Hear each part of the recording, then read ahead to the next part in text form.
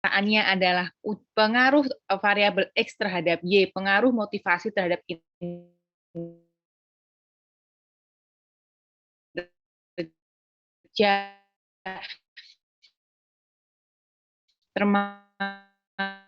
pengaruh si software beda, ya. Ada yang menggunakan SPSS,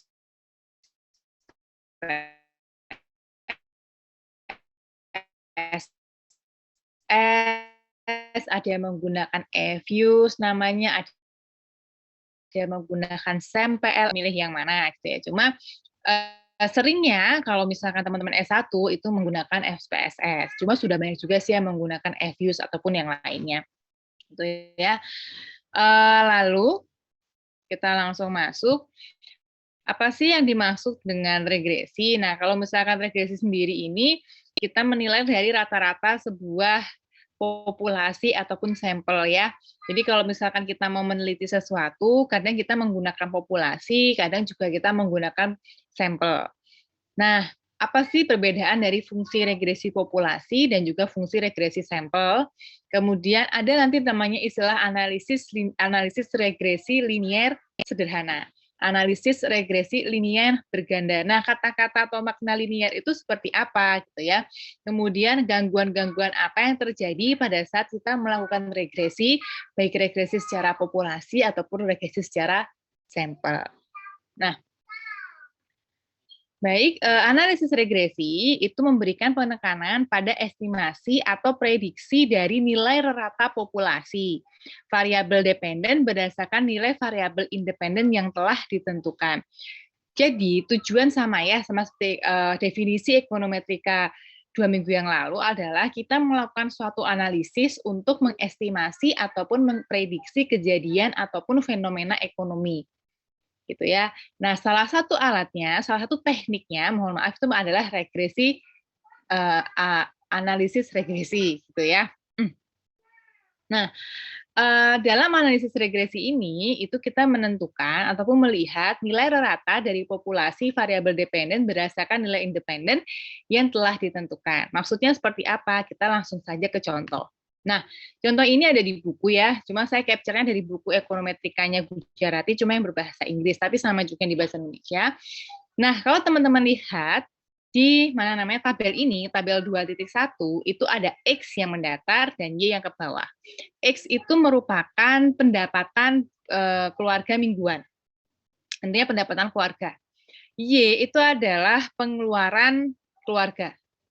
Jadi kalau misalkan saya baca ya, misalkan di keluarga A, teman-teman survei nih, ya, berapa Pak pendapatan keluarganya? $80. Kemudian kira-kira pengeluarannya berapa? 55. Terus teman-teman ke ke keluarga C, berapa Pak? Untuk pendapatannya 140, untuk pengeluaran berapa? 103. Nah, total, anggap saja ini total populasi dalam satu perumahan gitu aja ya, itu ada 60. Setelah dicatat, disurvei, dapatlah data-data ini. Ya. Nah, lalu di totalnya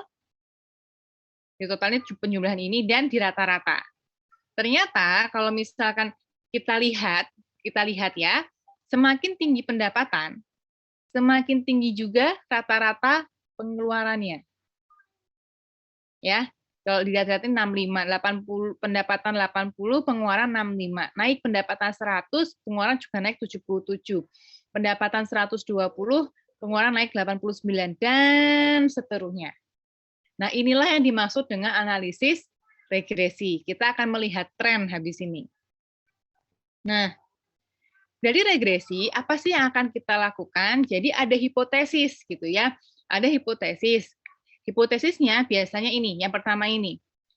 Secara rata-rata, pengeluaran konsumsi mingguan meningkat seiring dengan peningkatan pendapatan. Atau bisa juga saya balik ya, pada saat pendapatan meningkat, maka pengeluaran itu juga akan meningkat. Biasanya kita tuh lebih sering untuk menyebutkan X-nya dulu baru Y-nya. Gitu ya. Jadi variabel X mempengaruhi Y atau Y dipengaruhi X. Jangan terbalik ya. Nah, karena itu ada maknanya. Nah, kalau misalkan di bukunya Gujarati itu biasanya dia memang Y-nya dulu yang disebutkan baru X-nya. Nah, kita akan menguji apakah benar pendapatan yang meningkat itu juga akan meningkatkan pengeluaran. Nah, kalau misalkan kita lihat dari sini, tadi ya setelah kita survei, kemudian kita hitung rata-ratanya ini, maka benar, semakin tinggi pendapatan, maka juga pengeluaran semakin tinggi. Nah, ini berarti hipotesisnya diterima. Gitu ya. Lalu kita juga bisa menentukan nilai ekspektasi kondisional dan juga nilai ekspektasi non kondisional. Kita juga bisa melihat itu. Kalau bedanya adalah kalau nilai ekspektasi kondisional dia sifatnya adalah spesifik. Jadi misalkan ini ya, jika nilai pendapatan mingguan sebesar 80, maka nilai pengeluarannya sebesar 65. Jika nilai pendapatan 100, maka pengeluarannya 77. Dia spesifik. Gitu ya. Jadi dalam kelompok pendapatan. Kelompok pendapatan 80, pengeluarannya berapa, kelompok pendapatan 100, rata-ratanya pengeluarannya berapa. Tapi kalau nilai ekspektasi non kondisional dia menyeluruh secara umum. Gitu ya. Jadi nilai ekspektasi untuk pengeluarannya kalau kita hitung adalah ini di total. Di total hasilnya adalah 7.272 dibagi 60 karena kita populasinya atau jumlah datanya adalah 60. Maka masing-masing keluarga itu kurang lebih itu mengeluarkan konsumsi sebesar 121 dari 60 itu tadi ya. Jadi dia sifatnya kesimpulan menyeluruh kayak gitu ya. Walaupun kalau misalnya kita lihat karena dia non kondisional ya, karena dia tidak melihat kondisi masing-masing pendapatan. Intinya semua dijumlah untuk pendapatan kemudian dibagi 60. Diambil rata-ratanya. Jadi rata-rata pengeluaran non kondisionalnya 121. Padahal nggak fair ya. Yang ngeluarin 121 kan sebenarnya cuma dari yang pendapatan 180 ke atas. Nah, tapi kalau yang tadi yang mau spesifik, nah, nilai ekspektasi atau nilai perhitungan dari kondisional, bagaimana kondisi keluarga yang kelompok yang pendapatan 80, 100, 120, nah itu berarti nilai ekspektasinya kondisional, dihitungnya per kelompok. Nah, lalu regresi Y terhadap X didapatkan dengan menghubungkan nilai rata kondisional. Sekarang kita masuk ke 2.1. Nah, ini adalah pendapatan, ini pengeluaran. Jadi kalau teman-teman masukkan tadi, 80, pendapatan 80, pengeluaran 65, pendapatan 100, pengeluaran 77. Nah, ini ya pendapatan 80, ini misalkan pengeluaran 65, pendapatan 100, pengeluaran 77. Jika ini kan nilai rata-rata ya, ingat ya. Jika ditarik garis, maka dia akan mengarah diagonal ke atas. Nah, inilah biasanya yang disebut dengan regresi. Regresi adalah rata-rata dari suatu variabel independen terhadap variabel dependen. Itu ya. Nah, kita nggak akan menghitung lagi, maksudnya kita nggak akan menghitung lagi nilai ratanya berapa, bagaimana nilai ekspektasi kondisionalnya, nilai ekspektasi kondisionalnya, enggak. Jadi nanti sebenarnya kenapa perlu juga dibahas mengenai perhitungannya, karena kan sebenarnya ekonometrik ini gabungan dari matematika dan juga statistika. Nah, jadi kita akan merefresh itu, cuma dalam realitanya nanti setelah UTS, kita hanya akan memasukkan data, kemudian dapat hasil. Nah, yang penting adalah bagaimana kita membaca hasil itu tersebut. Lalu konsep fungsi regresi populasi. Nah,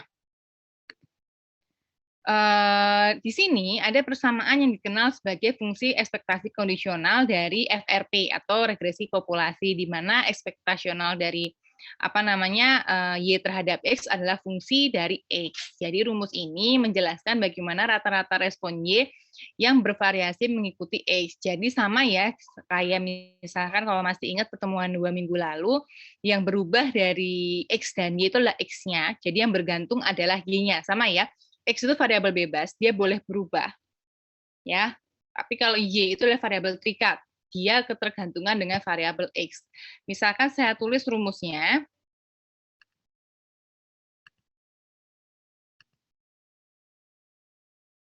Ini ya. Y sama dengan alfa ditambah beta X tambah E. Nah, ini X-nya, dia bisa berubah tergantung nilai tergantung beta dan X-nya. Misalnya pendapatannya naik 10.000, pendapatannya naik 20.000, tapi Y ini bergantung terhadap perhitungan ini. Gitu ya. Perhitungan ini. Nah, makanya kenapa Y variabel terikat, variabel yang tergantung, Y, X adalah variabel bebas atau variabel independen. Lalu saya lanjut lagi. Mana dia? Nah,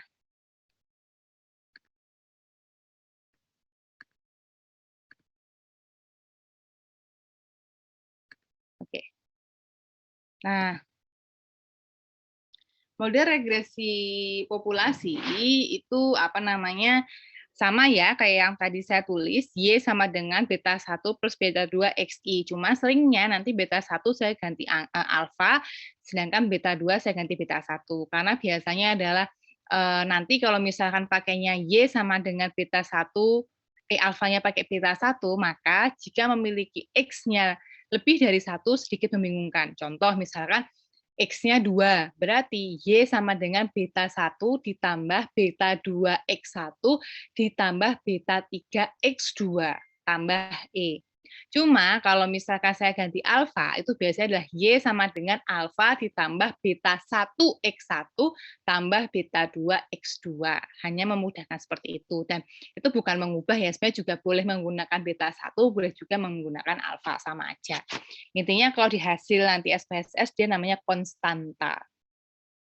Nah, beta 1 dan beta 2 atau alfa dan beta itu merupakan parameter yang dikenal sebagai koefisien regresi yang perlu diestimasi berdasarkan observasi. Jadi kita itu pada saat penganalisis regresi sebenarnya mencari nilai beta ataupun nilai alfa.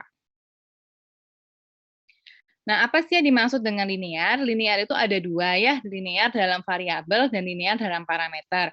Variabel itu terdiri dari variabel X dan variabel Y, sedangkan parameter itu terdiri dari alfa dan beta, beta 1 atau beta 2. Beta 1, beta 2, beta 3. Intinya yang parameter ya bentuknya alfa beta gitu ya.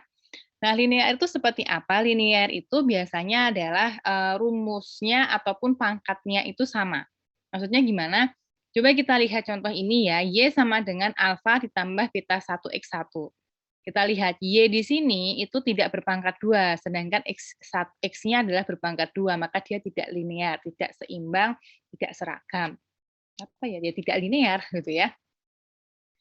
Sedangkan yang kedua adalah Y sama dengan alfa tambah beta 1X1. X dan Y-nya sama-sama seimbang. Saya bilangnya seimbang aja kali ya, bukan seimbang, tapi intinya sama-sama berpangkat 1. Ya, dia berarti linear. Jadi kalau misalkan mau melinearkan yang atas ini, maka Y kuadrat sama dengan alfa tambah beta 1 X kuadrat. Nah, sedangkan kalau parameter, kita fokusnya ke alfa dan beta. Ya, coba misalkan teman-teman lihat yang tidak linear adalah di sini alfanya berpangkat 1, betanya berpangkat 2. Nah, kalau yang linear berarti alfanya berpangkat 1, betanya berpangkat 1, alfanya berpangkat 2, betanya berpangkat 2. Alfanya berpangkat 3, beta 1, beta 2, semua beta berpangkat 3. Itu baru yang disebut dengan linear. Nah, spesifik stokastik dari fungsi regresi populasi dan signifikansi faktor gangguan stokastik. Nah, sebenarnya spesifik stokastik ini kalau misalkan kita lihat lagi di rumus regresi itu adalah faktor error. Jadi kan Y sama dengan alfa ditambah beta X plus E. E atau U itu adalah faktor error. Kalau bahasa kerennya di buku adalah namanya spesifikasi gangguan stokastik. Kenapa? Nah, tadi ya, kalau misalkan kita lihat secara rata-rata pada saat pendapatan itu meningkat, maka pengeluaran juga akan meningkat. Tapi kalau kita lihat lagi secara seksama di tabel ini, pendapatan keluarga 80 itu ada yang pengeluarannya 75. Harusnya yang pendapatan keluarga 100 itu di atas 75. Nah, di sini kenapa ada yang masih 65, 70, 74 yang di bawahnya keluarga berpendapatan 80. Nah, inilah faktor-faktor yang disebut faktor gangguan stokastik gitu ya.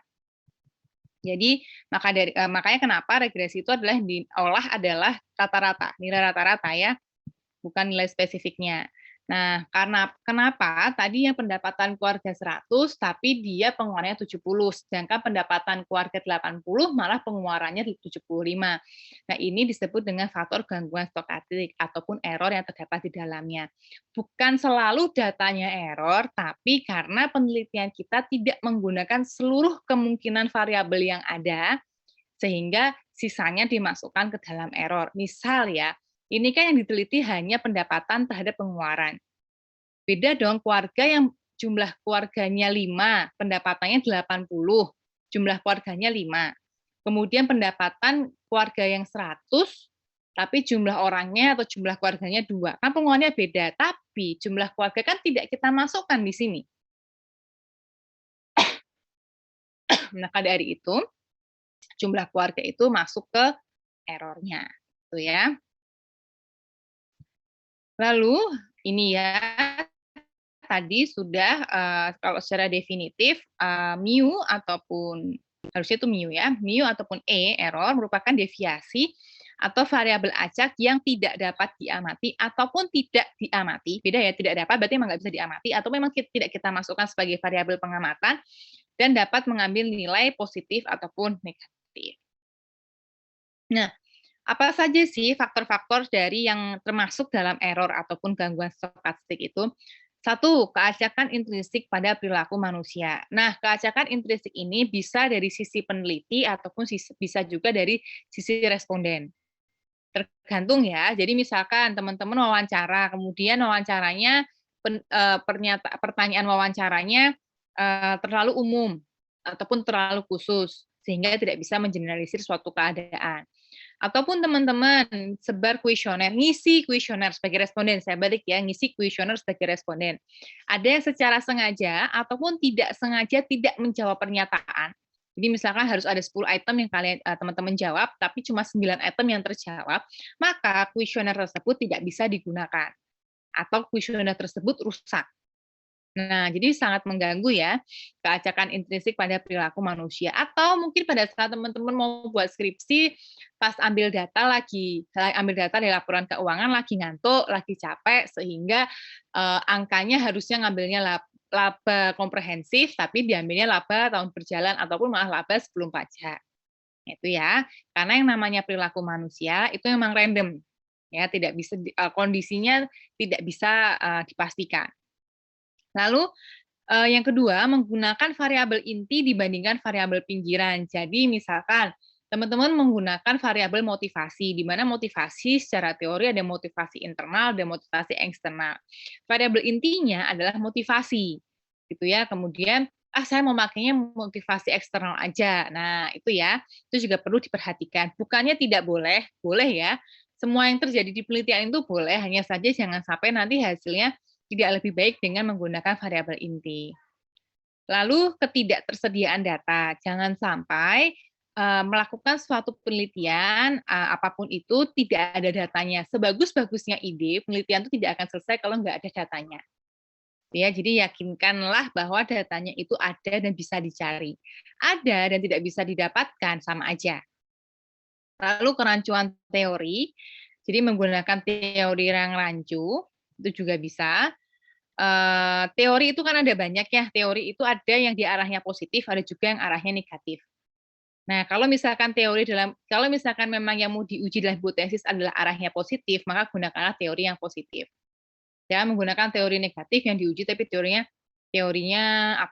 tapi hipotesisnya positif. Maksudnya negatif sama positif itu gimana, Bu? Misalkan motivasi itu meningkatkan kinerja. Ada teorinya, teori motivasi. Tapi mungkin ada juga motivasi itu malah menurunkan kinerja. Ya, ada teorinya juga. Nah, jangan menggunakan teori yang negatif, yang arahnya terbalik. Negatif itu biasanya satunya naik, satunya turun. Kalau positif, satunya naik, semuanya naik. Ya. Lalu variabel yang diproksi tidak tepat, itu juga kadang ada yang terjadi, misalkan teman-teman mau pakainya adalah, profitabilitas. Profitabilitas itu ada yang pakai ROAS, ROE, dan ROI. Pengennya memakai ROA, ternyata yang dimasukkan adalah ROE, gitu ya. Prinsip parsimoni dan bentuk fungsi yang salah itu jarang terjadi karena fungsi regresi itu biasanya rumusnya sama. Y sama dengan alfa plus 2x tambah E, tergantung nanti x-nya ada berapa. Fungsi regresi sampel. Nah, fungsi regresi sampel berarti kita mengambil sampel yang ada. Kalau tadi populasi suatu perumahan itu ada 60, maka sampelnya misalkan saya mau ambil 10, teman-teman mau ambil 10. Nah, itu kita bebas milihnya. Anggap kita tidak menggunakan teknik pengambilan sampel ya. Intinya semua populasi bisa dijadikan sebagai sampel, sampel jenuh ya. Nah, itu kan 10 versi saya dengan 10 versi teman-teman mungkin akan berbeda ngambilnya. Dari 60 itu ya. Sehingga ada banyak kemungkinan. Nah, cuma di sini dimasukkan 2 kemungkinan, anggap saja yang 2.4 ini adalah sampel yang saya ambil, dari 60 tadi saya cuma ambil 10. Kemudian 2.5 ini yang teman-teman ambil, dari 60 tadi diambillah yang 10 ini. Nah, pada saat kita menggunakan fungsi regresi sampel, nanti hasilnya itu bisa underestimate ataupun overestimate dari garis regresi populasi. Misalkan ini ya, SRF1 itu merupakan garis regresi dari tabel 2.4, sedangkan SRF2, ini ya, sample regression function, ini dapatnya dari tabel 2.5. Nah, dia apa ya bahasanya, bersebelahan. Jadi dia tidak, kalau misalkan kita masukkan garis fungsi regresi populasi, mungkin garis-garis sampel ini bisa di atasnya ataupun di bawahnya. Kenapa? Karena pada saat kita menggunakan sampel, itu hasilnya tidak bisa seakurat menggunakan populasi. Tapi diperkenankan ya, jangan terlalu idealis, karena lebih akurat menggunakan populasi, maka saya akan menggunakan populasi. Yo nek populasi ini mung swidak ngono kan ya. Nek populasi ini wong 1000, lah kuwi piye? Nah, gitu ya. Jadi, kenapa sampel itu juga bisa digunakan, makanya kenapa sampel itu dipilih, sampel yang representatif, yang bisa mendekati keakuratan pada saat menggunakan populasi. Gitu. Nah, sekarang kita lihat apakah kita bisa mengestimasi fungsi regresi populasi dengan menggunakan sampel. Kalau mengestimasi bisa saja, ya tetap bisa, karena kan kita diperbolehkan menggunakan sampel. Sampel itu membuat sebuah penelitian lebih tepat waktu, lebih pendek waktunya, kemudian biayanya juga lebih rendah dibanding nyari 1000 data, mungkin lebih mudah untuk mendapatkan 100 data, gitu ya. Lalu apakah estimasinya akurat? Estimasinya kalau dibilang seakurat populasi, maka dia tidak seakurat populasi. Tapi carilah sampel yang mendekati keakuratannya populasi. Gimana caranya, Bu? Nah, itu nanti sampelnya dicek kembali, kemudian ditentukan teknik pengambilan sampelnya menggunakan apa. Ya. Lalu manakah representasikan FRP secara nyata dari 2 garis ini tadi maksudnya ya, manakah yang lebih mendekat, manakah yang merepresentasikan populasi, ya cari yang dia mirip dengan garis fungsi regresi populasinya. Gitu ya. Nah, itu yang dimaksudkan dengan garis regresi sampel. Nah, dalam mengestimasi populasi dengan menggunakan sampel, tadi ya sudah saya sebut.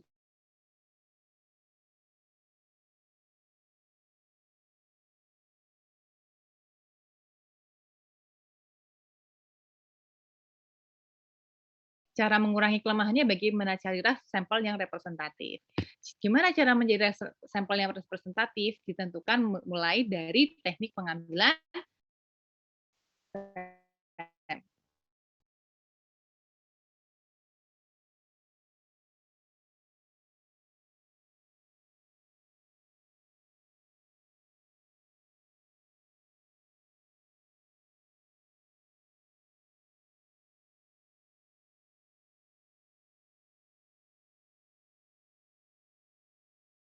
model regresi itu merupakan persamaan yang berfungsi sebagai panduan analisis melalui penyederhanaan dari realitas yang ada. Sama ya, fungsi dari regresi itu merupakan fungsi atau persamaan ekonometrik yang diperluas dari persamaan matematis.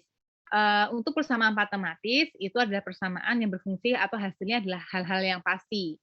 Sedangkan karena yang kita estimasi ataupun prediksi adalah kejadian-kejadian ekonomi, maka ada error di dalam persamaan ekonometrika. Ya. Nah, regresi linier itu dibagi menjadi regresi linier sederhana dan juga regresi linier berganda, atau bahasa Inggrisnya lah, bahasanya single linear dan multiple linear. Nah, ini bisa dilihat dari ini ya. Nah, Y sama dengan A plus B1 X1 plus B2 X2 plus E. Nah, persamaan yang di atas ini, yang ini ya, Y sama dengan alfa plus BX plus E, ini adalah regresi linier sederhana. Sedangkan yang di bawah, ini adalah regresi linier berganda. Apa yang membedakan? Kalau regresi linier sederhana, itu hanya terdiri dari dua variabel saja, yaitu satu variabel X dan satu variabel Y. Sedangkan regresi linier berganda, itu dia terdiri dari minimal 3 variabel, yaitu 2 variabel X dan 1 variabel Y. Itu sudah disebut sebagai regresi linier berganda. Bu, ada nggak yang X-nya 2, apa sebutannya untuk X-nya 2, Y-nya 2? Itu ya berarti regresi linier berganda, tapi nanti mengolahnya atau menghitungnya itu 2 kali. Karena fungsi regresi itu hanya ada satu Y. Itu ya. Jadi kalau misalkan ini tadi adalah Y1, maka nanti ada Y2 sama dengan alfa ditambah beta X1 tambah beta 2X2 tambah E. Gitu ya. Udah ya. Hanya ditentukan dari jumlah variabelnya saja. Nah,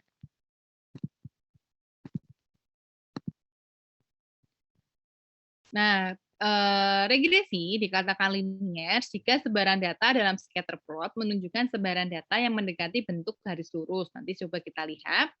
Kemudian tadi ya, model linier ada yang single linear ataupun yang multiple linear, tergantung dari jumlah variabelnya, terutama jumlah variabel X atau variabel independen atau variabel bebas.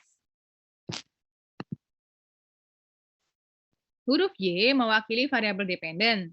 Teman-teman pasti sudah mengetahui ya, ataupun variabel terikat, ataupun variabel yang tergantung, ataupun variabel yang dipengaruhi. Sedangkan variabel X mewakili variabel bebas, variabel yang mempengaruhi. Huruf beta 0, alfa itu adalah konstanta atau intersep bawaan dari persamaan regresi. Kalau yang beta 1 dan beta 2, beta 3, beta 4 itu adalah parameter yang menunjukkan slope.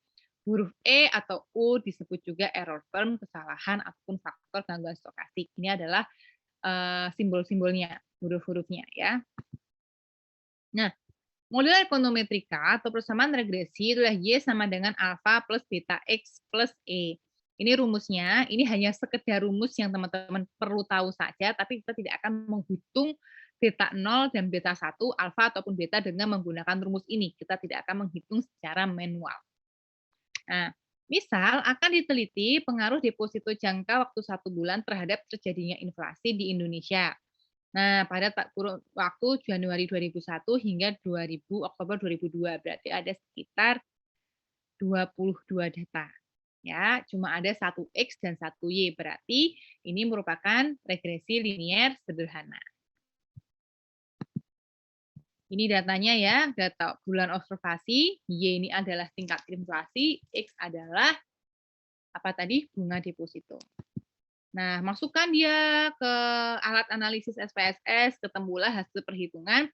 Alfa atau beta 0-nya adalah minus 0,95, sedangkan beta 1-nya adalah 1,45. Sehingga dimasukkan ke rumus regresi tadi, Y sama dengan minus 9,5 ditambah 1,45 X1, harusnya ada X1-nya di sini ya, maaf, ditambah error. Gitu ya. Jadi nanti kalau X-nya ada angkanya, maka Y-nya bisa diprediksi.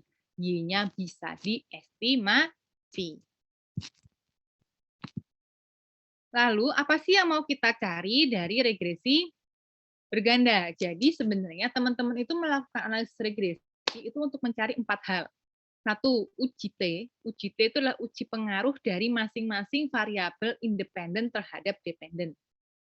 Uji F. Uji F itu bahasa lainnya adalah Gardner's of Fit. Jadi menguji apakah model penelitian ataupun skripsi teman-teman itu layak atau tidak. Lalu ada nanti yang namanya koefisien determinasi ataupun R square, R kuadrat gitu ya. Itu adalah menilai seberapa besar pengaruh variabel yang kita pilih sebagai variabel bebas itu bisa mempengaruhi variabel terikat. Lalu yang keempat adalah yang ini tadi, kita mengestimasi nilai apa namanya beta 0 ataupun alfa dan beta 1. Kita mengestimasi nilai parameter ini yang disebut dengan koefisien regresi. Nah, untuk uji T dan uji F itu secara konsep statistika teman-teman sudah dapat. Jadi membandingkan T hitung, T tabel, hipotesis mana yang terdukung dihitung secara manual. Tapi untuk di ekonometrika, hasil-hasil ini tidak lagi dihitung secara manual. Teman-teman bisa langsung dapat sih nilai T hitungnya, tinggal mencari T tabel. Cuma ada lagi cara yang lebih sederhana, yaitu menggunakan nilai signifikansi dari uji T dibandingkan dengan tingkat alfa signifikansi penelitian kita. Nah, itu nanti dibahas di belakangan ya, nilai tingkat alfa signifikansi penelitian kita itu apa namanya. Lalu untuk uji T dan uji F sama ya, jika signifikansi T lebih besar dibanding dengan alfa, maka nanti hipotesisnya terdukung atau tidak. Intinya itu yang akan kita cari. Nah, ini untuk hitung manualnya saya skip. F juga sama, dia menggunakan signifikansi, walaupun teman-teman dulu itu pernah menghitung F pasti menggunakan F hitung dengan F tabel. Dia membedakan uji T dan uji F ya, itu adalah kalau uji T itu pengujian 2 ekor. Ya, ada yang kanan, ada yang kiri. Sedangkan kalau F itu pengujian hipotesis 1 ekor. Itu biasanya.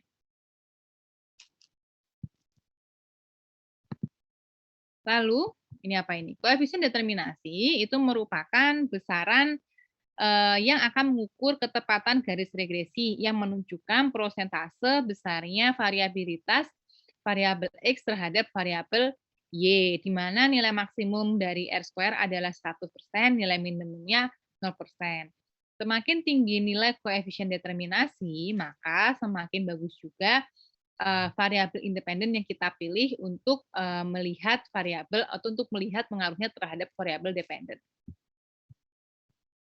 Tapi tidak melulu dijadikan sebuah ukuran bahwa semakin tinggi R² maka penelitian semakin bagus. Enggak. Hanya melihat keeratan hubungan antara X dan Y saja. Lalu interpretasi, misal nih ada nanti hasil regresi. Apa saja sih yang diinterpretasikan? 1. Alfa, beta, R². Nanti ada lagi, ini adalah persamaan regresinya, R²-nya, ada lagi namanya nanti uji T, uji hipotesis, dan uji F, uji kelayakan model. Itu ya. Nah, jadi mereka-mereka ini yang ada angka-angka ini adalah punya arti. Nah, yang penting dari ekonometrik adalah angka-angka ini. Contoh inflasi itu nilai alfanya adalah minus 9,5. Nah, mana dia? Ini nilai T hitung. Oke. Di sini tidak disebutkan ya, hanya saja artinya adalah jika tidak ada bunga deposito sama sekali, jadi ini sekalian tutup, maka nilai inflasi kan akan tetap sebesar minus 0,95. Jadi walaupun tidak ada bunga deposito, maka tingkat inflasi akan tetap sebesar minus 9,5. Lalu 1,45 ini adalah jika variabel bunga deposito ini naik sebesar 1%, maka inflasi juga naik sebesar 1%. Tahu-tahu sama naik dari mana? Ini nilainya positif. Gitu ya. Jadi pada saat nilai bunga deposito naik 1%, inflasinya naik sebesar 1,45 poin. Gitu ya. Kalau ini minus, maka jika bunga deposito naik, maka inflasi akan turun sebesar 1,45 poin. Lalu R² sebesar 73,4 itu biasanya bentuknya adalah 0,734 kalau di SPSS nanti ya. Itu artinya bahwa 73,4% variabel bunga deposito mampu mempengaruhi variabel inflasi, sedangkan sisanya 26,6% itu adalah variabel lain yang memang tidak dimasukkan ke dalam model penelitian. Ini perhitungan beta 1, beta 2, dan beta 0 secara manual, saya skip juga. Nah, ini adalah regresi berganda, karena X-nya ada 2, bunga deposito dan kur. Sama ya tahapannya, cari datanya dulu, kemudian diolah, ketemulah nilai ataupun koefisien regresinya. Jadi, Y sama dengan minus 0,9 ditambah 1,42 X1 atau bunga deposito, ditambah 0,00028 X2 atau kurs ditambah E.